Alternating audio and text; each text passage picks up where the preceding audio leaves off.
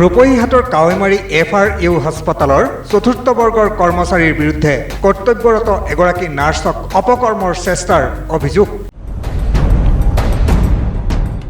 চতুৰ্থ বৰ্গৰ কৰ্মচাৰীটোৰ নাম নুৰ মহম্মদ।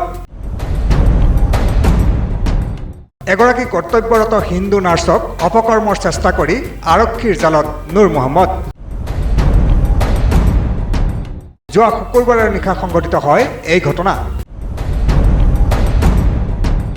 কৰ্তব্যৰত নাৰ্ছগৰাকীক চতুৰ্থ বৰ্গৰ কৰ্মচাৰী নৰপিশাচ নুৰ মহম্মদে হস্পিটেলৰ কোঠালীৰ ভিতৰত বলপূৰ্বকভাৱে শাৰীৰিক সম্পৰ্কৰ অপচেষ্টা কৰাৰ অভিযোগ উত্থাপন কৰে ভুক্তভোগী নাৰ্ছগৰাকীয়ে। নিশা কৰ্তব্যৰত নাৰ্ছগৰাকীয়ে একেখন হাস্পতালত কৰ্মৰত চতুৰ্থ বৰ্গৰ কৰ্মচাৰী নুৰ মহম্মদৰ অপকৰ্মৰ চেষ্টাৰ বলি হৈ গোচৰ ৰুজু কৰে নুৰ মহম্মদৰ বিৰুদ্ধে। ৰূপহীহাট আৰক্ষীয়ে লম্পট নুৰ মহম্মদৰ বিৰুদ্ধে 120/26 নম্বৰত গোচৰ ৰুজু কৰি জেল হাজতলৈ প্ৰেৰণ কৰে নুৰ মহম্মদক। Bureau report, analysis 24/7।